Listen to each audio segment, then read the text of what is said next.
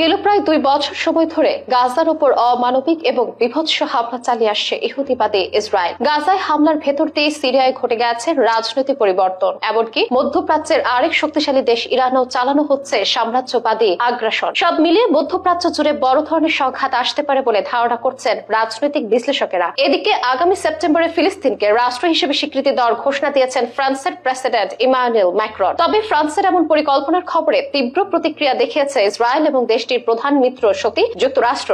অন্যদিকে এই পদক্ষেপকে স্বাগত জানিয়েছে ফিলিস্তিন কর্তৃপক্ষ, হামাস সহ কয়েকটি দেশ। গত 24 জুলাই রাতে সামাজিক যোগাযোগ মাধ্যম এক্সে দেওয়া এক পোস্টে ফ্রান্সের প্রেসিডেন্ট ইমানুয়েল ম্যাক্রন জানান, আগামী সেপ্টেম্বরে জাতিসংঘ সাধারণ পরিষদের অধিবেশনে ফিলিস্তিনিকে রাষ্ট্র হিসেবে স্বীকৃতি দেবে তার দেশ। পোস্টে ফরাসি প্রেসিডেন্ট আর উল্লেখ করেন, এই মুহূর্তে সবচেয়ে জরুরি হলো গাজায় যুদ্ধের অবসান এবং সাধারণ মানুষের জীবন রক্ষা করা। তার দাবি, মধ্যপ্রাচ্যে শান্তি চান ফ্রান্সের নাগরিকরা, তবে এজন্য শর্ত দিয়েছেন তিনি। ফরাসি প্রেসিডেন্ট লেখেন, একই সঙ্গে নিরস্ত্র হতে হবে হামাসকে, নিরাপত্তা নিশ্চিত করে গাজাকে পুনর্গঠন করতে হবে, ফিলিস্তিন রাষ্ট্র গঠন করতে হবে, এই রাষ্ট্রের টিকে থাকার পরিবেশ নিশ্চিত করতে হবে বলে জোরদার আহ্বান জানিয়েছেন এই নেতা। এদিকে ঘনিষ্ঠ মিত্র দেশ হিসেবে ফ্রান্সের এমন পদক্ষেপের প্রতিক্রিয়া জানাতে গিয়ে ইসরায়েল প্রধানমন্ত্রী বেনিয়ামিন নেতানিয়াহু জানিয়েছেন, এমন পদক্ষেপ সন্ত্রাসবাদকে পুরস্কৃত করবে এবং আরেকটি ইরানি মদতপুষ্ট গোষ্ঠী তৈরির ঝুঁকি তৈরি করবে। নেতানিয়াহু আরো উল্লেখ করেন, এই পরিস্থিতিতে একটি ফিলিস্তিনি রাষ্ট্র প্রতিষ্ঠিত হলে সেটা ইসরায়েলকে নিশ্চিহ্ন করার প্ল্যাটফর্ম হিসেবে কাজ করবে,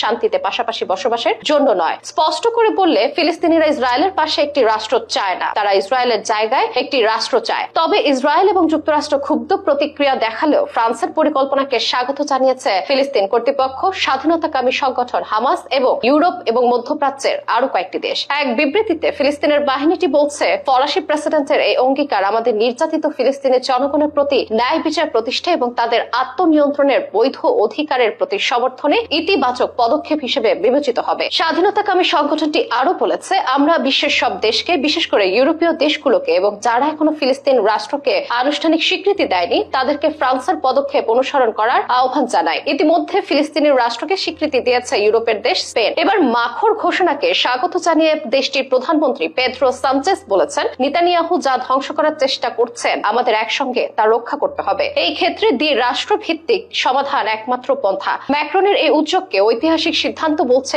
সৌদি আরবের পররাষ্ট্র মন্ত্রণালয়। এছাড়া এক বিবৃতিতে জর্ডানের পররাষ্ট্র মন্ত্রণালয়ের মুখপাত্র সুফিয়ান কুদাহ বলেন, এই পদক্ষেপ রাষ্ট্রভিত্তিক সমাধান এবং দখলদারিত্বের অবসানের বিষয়ে সঠিক পথ দেখাবে।